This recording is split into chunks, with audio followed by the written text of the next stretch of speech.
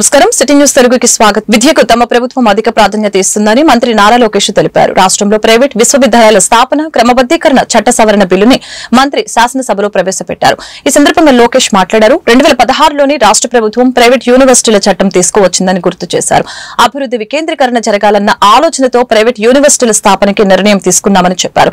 గతంలో విశాఖలో Centurion university ఏర్పాటైందని చెప్పారు. ప్రైవేట్ యూనివర్సిటీల సంస్థాగత మార్పులకి ఉద్దేశించి ఈ సవరణ బిల్లును తీసుకువచ్చామని అన్నారు. అధ్యక్ష 2016లో ఈ ప్రైవేట్ యూనివర్సిటీస్ చట్టం తీసుకొస్తాం జరిగింది. గత ప్రభుత్వం దీనికి 5 సవరణలు చేసింది అధ్యక్ష. ఆ సవరణలు నిన్న నేను ప్రశ్న ప్రిపేర్ అయ్యే సమయానికి నేను చదివితే అధ్యక్ష, మనం చేసిన చట్టాలు యూజీసీ గైడ్ లైన్స్ కి విరుద్ధంగా ఉంది. అంటే వాళ్ళు ఏం చెప్పారంటే, ఈ రోజు గ్రీన్ ఫీల్డ్ యూనివర్సిటీ ఏర్పాటు చేయాలంటే టాప్ 100 గ్లోబల్ యూనివర్సిటీస్ తో జాయింట్ డిగ్రీ ఉండాలి అని చెప్తాం జరిగింది. కానీ యూజీసీ ఏమంటుందంటే, జాయింట్ డిగ్రీ ఇవ్వాలంటే మినిమం ఇన్ని సంవత్సరాలు ఆ యూనివర్సిటీ ఆపరేషన్ లో ఉండాలి, ఇన్ని ఇయర్స్ అయి ఉండాలని చెప్తుంది. అంటే we are in conflict with UGC. So నేను మొన్న కౌన్సిల్ లో చెప్పాను, ఆ చట్టాన్ని మనం సవరణ చేయాలి, కానీ కొంచెం డీటెయిల్డ్ గా చేద్దాం. అంటే హడావుడిగా చేస్తాం, మనకు పొరపాట్లు చేస్తాం. కొంచెం డీటెయిల్డ్ గా చేసి ఆ చట్టాలని సవరిస్తాం జరుగుతుంది. దాంట్లో ఎలాంటి సందేహం లేదు. పెద్దలన్నట్టు పెద్ద ఎత్తున యూనివర్సిటీస్ మనం ప్రోత్సహించాలి. అంటే మేమందరం ముద్దుగా తాతయ్య అంటాం. సో బుచ్చయ్య తాతయ్య చెప్పింది ఏంటంటే, చట్టాలను సవరించాలి, దాంట్లో ఎలాంటి డౌట్ లేదు. ఫారెన్ యూనివర్సిటీస్ మనకి ప్రోత్సహించాలి. అంతేకాకుండా మన దేశంలో ఒక అద్భుతమైన ఇన్స్టిట్యూషన్స్ ఉన్నాయి. ఒక ఉదాహరణ బిట్స్. ఈరోజు అధ్యక్ష నిన్నే కేబినెట్ మీటింగ్ లో బిట్స్ అమరావతిలో ఏర్పాటు చేసానికి 70 ఎకరాలు కేబినెట్ కూడా ఆమోదం తెలిపింది అధ్యక్ష. బిట్స్ ఆంధ్ర రాష్ట్రానికి వస్తుంది. అంతేకాకుండా అధ్యక్ష Tata group, LNT, IIT Madras, ప్రత్యేకంగా యూనివర్సిటీ ఆఫ్ టోక్యో తో కలిసి డీప్ టెక్ యూనివర్సిటీ, అంటే నెక్స్ట్ జనరేషన్ ఏఐ ఎంఎల్ కాకుండా నెక్స్ట్ జనరేషన్ యూనివర్సిటీ ఏర్పాటు చేయాలి. ఇది పర్సనల్ గా గౌరవ ముఖ్యమంత్రి గారు లీడ్ చేస్తున్నారు. ఇది ప్యాషన్ ప్రాజెక్ట్ గా లీడ్ చేస్తున్నారు. ఇది నేను బలంగా నమ్మేది. మొత్తం ఎకో సిస్టమ్ ని రెవల్యూషనైజ్ చేసి యూనివర్సిటీ అది కూడా తీసుకొస్తాను అధ్యక్ష. నేను పర్సనల్ తీసుకుని ఒక ఏఐ యూనివర్సిటీ విశాఖపట్నంలో ఏర్పాటు చేయాలని లక్ష్యంతో ఉన్నాం. అదేవిధంగా ఒక స్పోర్ట్స్ యూనివర్సిటీ కూడా చేయాలని అధ్యక్ష. ఇది ఇప్పటివరకు ఉంది. ఇంతేకాకుండా ఎకనామిక్ డెవలప్మెంట్ బోర్డ్ తో కూడా అనేక యూనివర్సిటీస్ ఆల్రెడీ చర్చల్లో ఉన్నాయి. ఒకటి యూనివర్సిటీ ఆఫ్ టోక్యో కూడా చర్చలో ఉంది. ఏఎంఐ యూనివర్సిటీ ఫిలిప్పీన్స్ నుంచి కూడా చర్చలో ఉంది అధ్యక్ష. ఇంతేకాకుండా ఇతర యూనివర్సిటీలు కూడా వాళ్ళందరూ వచ్చి కలుస్తా ఉంటున్నారు. సో ఈ సెషన్ అయిన తర్వాత వాళ్ళందరితో మీటింగ్ పెట్టుకుని పెద్ద ఎత్తున ప్రైవేట్ రంగంలో కేవలం ఇంటర్నేషనల్ యూనివర్సిటీ కాదు, భారతదేశంలో ఉన్న టాప్ యూనివర్సిటీస్ అందరినీ ఆంధ్ర రాష్ట్రానికి తీసుకొచ్చే విధంగా కేవలం అమరావతి, విశాఖపట్నమే కాకుండా అన్ని ప్రాంతాలు, అంటే రాయలసీమకి వెళ్ళాలి, ఎవరు వెళ్ళాలి. ఇంకో పక్కన కొన్ని పార్లమెంట్లు మనం చూసేగల ప్రభుత్వ విశ్వవిద్యాలయాలు, ప్రైవేట్ విశ్వవిద్యాలయాలు. సో మంత్రి అయిన తర్వాత అది బ్యాలెన్స్ చేయాలన్న ఆలోచనలో అక్కడికి వాళ్ళకి అంటే కొంచెం ₹2 ఎక్కువ ఇన్సెంటివ్స్ ఇచ్చి అలాంటి ప్రాంతాలు కూడా తీసుకెళ్లి అన్ని ఏదైతే పార్లమెంట్ లోనే కనీసం ఒక్క యూనివర్సిటీ అనేది ఉండాలని. గుంటూరులో సిఐడి కార్యాలయంలో నటుడు, రచయిత పోసాని కృష్ణమురళి విచారణ ముగిసింది. వైద్య పరీక్షల కోసం జీజీహెచ్ కి తరలించారు. వైద్య పరీక్షల అనంతరం గుంటూరు కోర్టులో హాజరుపరిచారు. పోసాని కృష్ణమురళికి సోమవారం కోర్టు ఒకరోజు కస్టడీకి అనుమతించింది. కోర్టు ఉత్తర్వుల మేరకు పోసానిని మంగళవారం ఉదయం 10 గంటల నుంచి సాయంత్రం 5 గంటల వరకు సిఐడి కస్టడీకి తీసుకుని ప్రశ్నించారు. న్యాయవాది సమక్షంలోనే పోసానిని విచారించింది. కాగా సిఐడి నమోదు చేసిన ఈ కేసులో ప్రస్తుతం పోసాని గుంటూరు జైల్లో రిమాండ్ ఖైదీగా ఉన్నారు.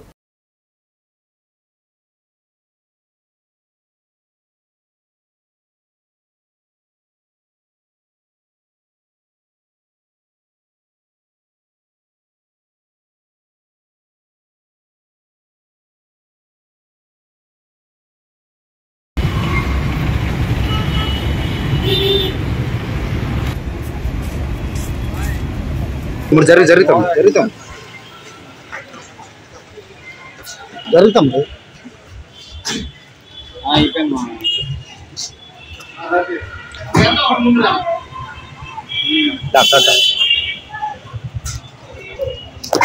ఇప్పుడు పైకా ఆగనా ఆగండి. ఇంట్లో ఆగు.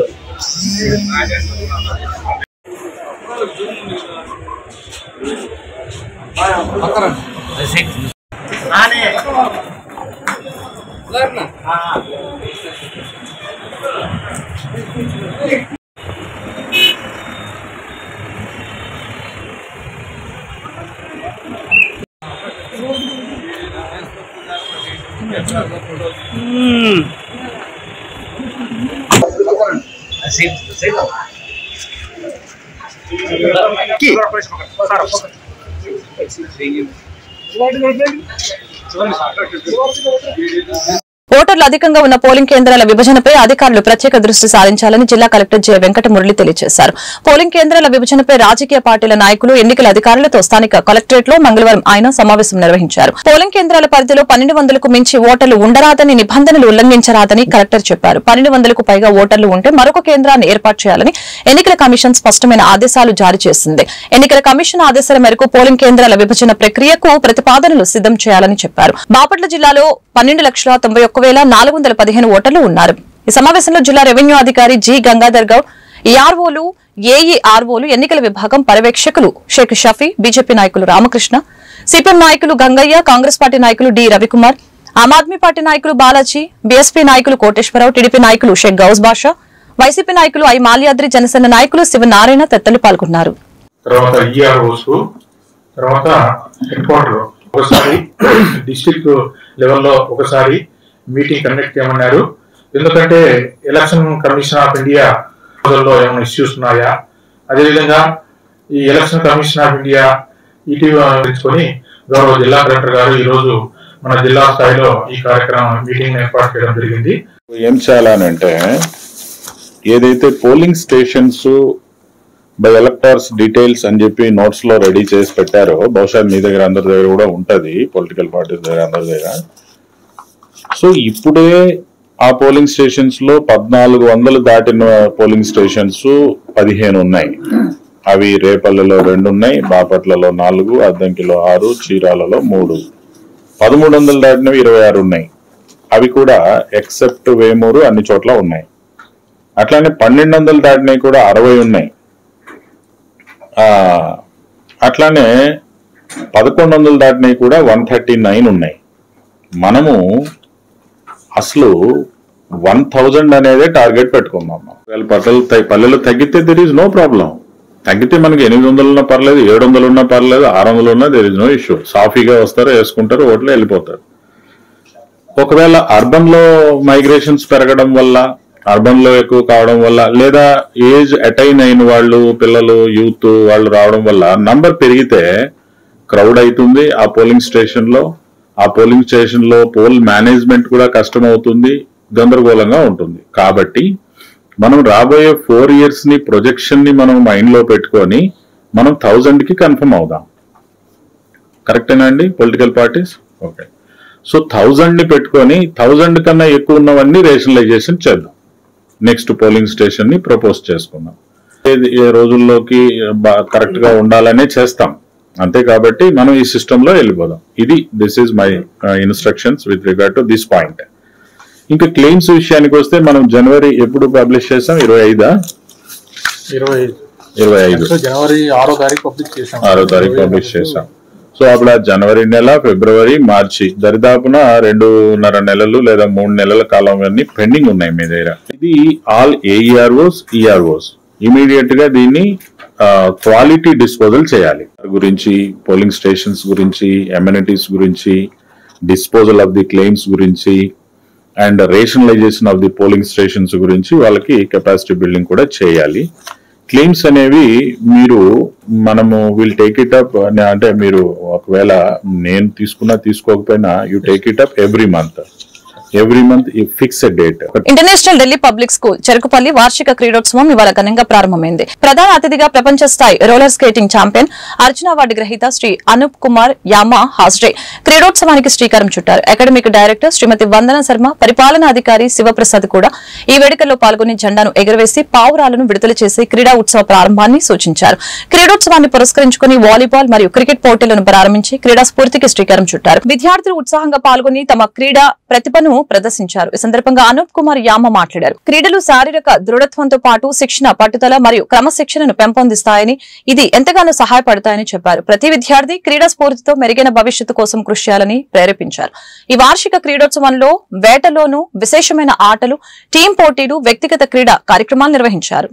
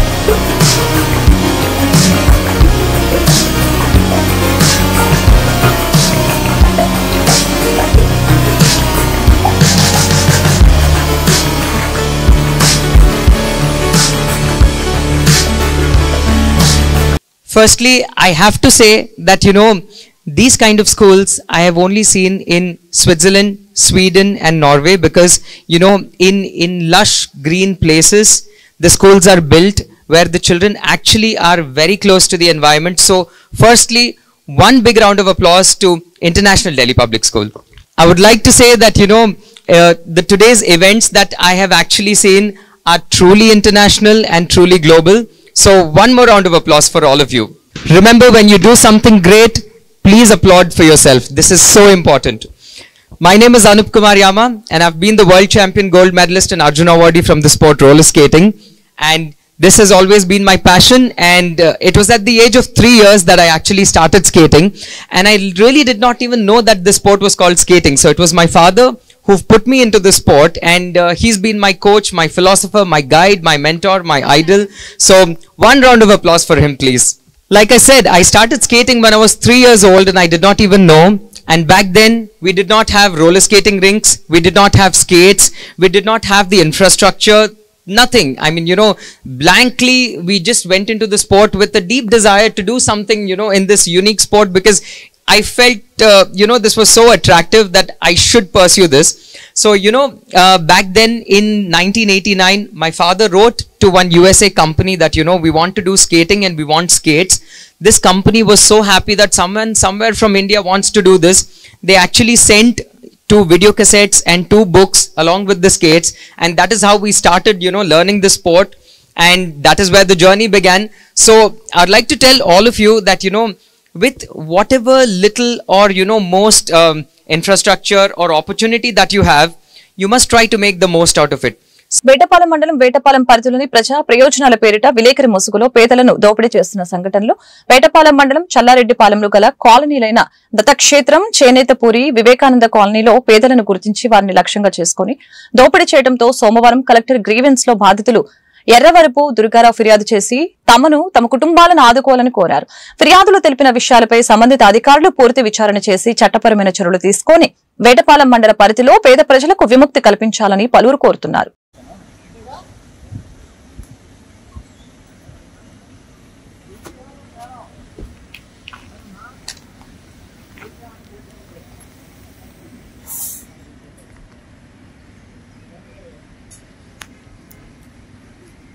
మీడియా మిత్రులందరికీ నమస్కారం. నేను ఈరోజు కలెక్టర్ గారికి, ఎస్పీ గారికి కంప్లైంట్ ఇవ్వడానికి వచ్చాను. నాగార్జున రెడ్డి మీద. ఆ ఊరు వేటపాలెం అండి. వేటపాలెం నాయనపల్లి దత్తక్షేత్రం కాలనీలో నాకు 6వ నెంబర్ ఫ్లాట్ వచ్చింది మా అత్తగారికి. రాగానే దాన్ని నేను కన్స్ట్రక్షన్ చేయడానికి ప్రయత్నిస్తున్నప్పుడు పక్కనే ఆక్రమించుకొని ఉన్న నాగార్జున రెడ్డి దాన్ని కూడా ఆక్రమించుకొని నన్ను ఇబ్బందులకు గురి చేస్తున్నాడు. అలానే 2010లో వచ్చింది అతనికి 7వ నెంబర్ ఫ్లాట్. వేరే అతనికి వస్తే అతను ఆక్యుపై చేసుకొని ఆ ఫ్లాట్ ద్వారానే నా ఫ్లాట్ కూడా ఆక్యుపై చేసుకొని నన్ను ఇబ్బందులకు గురి చేస్తున్నాడు. నేను కట్టిన ప్రతిసారి నన్ను ఏదో ఒక అర్జీలు పెట్టి ఇబ్బందులకు గురి చేస్తున్నాడు. దీనికోసం అతను ఒక 30,000 లంచం అడిగాడు మధ్యవర్తి ద్వారా. కోరుకుండా ధనంజయ్కి ఒక 10,000, నాగార్జున రెడ్డికి ఒక 30,000 ఇవ్వవలసిందిగా కోరాడు. సరే నేను కాదని మాట్లాడి మధ్యవర్తితో 2,000 రూపాయలు ఫోన్పే కొట్టాను. అది ఆధారాలు నా దగ్గర ఉన్నాయండి. అలానే మళ్ళీ కన్స్ట్రక్షన్ చేస్తుంటే ముందు ఆ డబ్బులు ఇచ్చి మిగతాది కట్టుకో నువ్వు అని బెదిరిస్తున్నారు. ఆ డబ్బులు నేను ఇవ్వలేకపోయాను. అందుకని నా కట్టడాలను ఆపిస్తా అర్జీలు పెడతా ఉన్నారు. ఇలానే అతను 2020లో 88, 89 2 ఫ్లాట్లు అధికారులను ఇబ్బంది పెట్టి తను ఆక్రమించుకున్నాడు. అలానే 7వ నెంబర్ ఫ్లాట్ కూడా అధికారులను ఏ రకంగా ఇబ్బంది పెట్టి అతను కైవసం చేసుకుని గుత్తి హైమావతి అనే పేరు మీద ఉంటే తను ఆక్రమించుకొని అతని పేరు మీద తెచ్చుకున్నాడు. ఇతను గతంలో వైసీపీ ప్రభుత్వంలో సెక్రటరియట్లో సీనియర్ జర్నలిస్ట్ కోటాలో 40,300 జీతానికి పనిచేస్తా అతను రేషన్ కార్డు కూడా గవర్నమెంట్కి ఇవ్వకుండా హౌసింగ్ డిపార్ట్మెంట్ని బెదిరించి, అలానే రెవెన్యూ డిపార్ట్మెంట్ని బెదిరించి, అనేక మంది అధికారులను బెదిరించి పెద్ద బిల్డింగే కట్టాడు. ఇతను విలేకరుల ముసుగులో జనాల్ని ఇలాంటి అర్జీలు పెట్టి ప్రజా ప్రయోజనాలనే మాట చెప్పి తన డబ్బులు వసూలు చేస్తా తన జీవనాధారం గడుపుతుంది. రాష్ట్ర ప్రభుత్వం ప్రతిష్టాత్మకంగా తీసుకుని వచ్చిన వాట్సాప్ పాలనలో కొత్త సంస్కరణలకి నాంది పలికినట్లు అయిందని చెప్పారు. ప్రభుత్వ చీఫ్ విప్ వినుకొండ ఎమ్మెల్యే జీవి ఆంజనేయులు వాట్సాప్ ద్వారానే 400 సేవలు అందించడం ద్వారా దేశంలోనే ఏపీ ఆదర్శంగా నిలుస్తుందని చెప్పారు. మంగళవారం అసెంబ్లీలో వాట్సాప్ పాలనపై జరిగిన లఘు చర్చలో ఈ మేరకు మాట్లాడారు.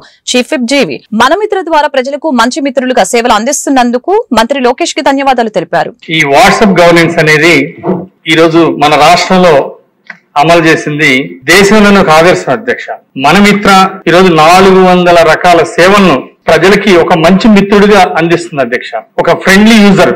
అలాగే ఈరోజు తక్కువ చదివినటువంటి వాళ్ళకు కూడా ఈజీగా ఆపరేట్ చేసుకునే విధంగా తెలుగులో దీన్ని పెట్టడం ఎంతో అభినందనీయం.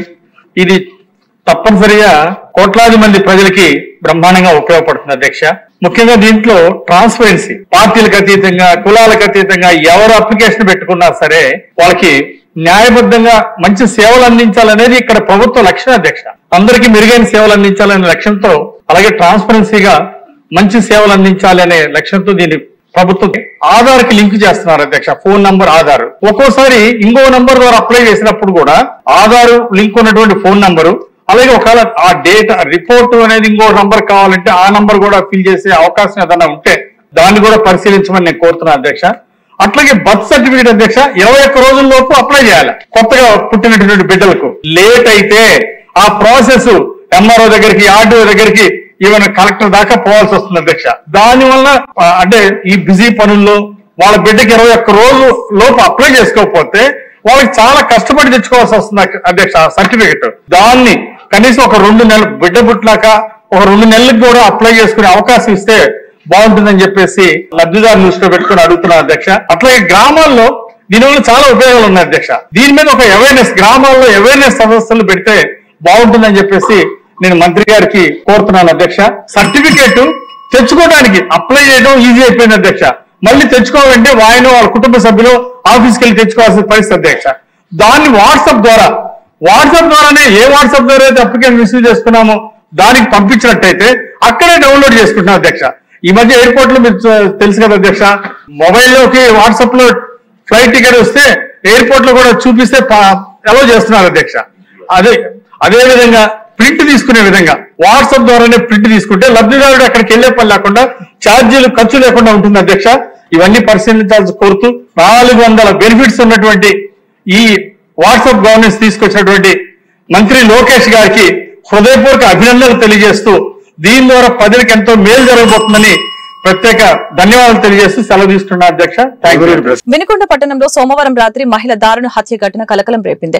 స్థానిక కొత్తపేట గీతాంజలి స్కూల్ సమీపంలో నివాసం ఉన్న కొప్పారపు సావిత్రి, వయసు 75 సంవత్సరాలు, ఇంట్లో హత్యకు గురైనట్లు పోలీసులు గుర్తించారు. మహిళ ఒంటరిగా ఉన్న సమయంలో గుర్తు తెలియని దుండగులు ఇంట్లోకి ప్రవేశించి మహిళ చీర పైట కొంగుతో మెడకి చుట్టి హత్య చేసినట్లు అనుమానిస్తున్నారు. మహిళ ఒంటిపై ఉన్న బంగారాన్ని చోరీ చేసి ఇంటికి తాళం వేసి వెళ్లినట్లు పోలీసులు తెలిపారు. సంఘటన స్థలాన్ని నర్సపేట డీఎస్పీ కె నాగేశ్వరరావు పరిశీలించారు. క్లోజ్ టీం డాగ్ స్క్వాడ్ రంగంలోకి దిగి వివరాలు సేకరిస్తోంది.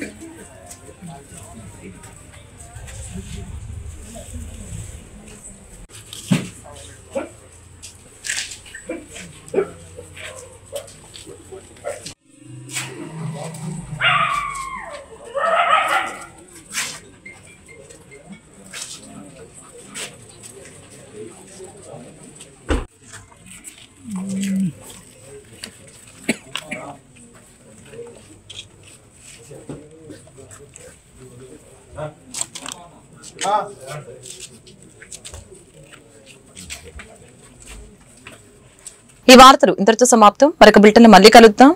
నమస్కారం.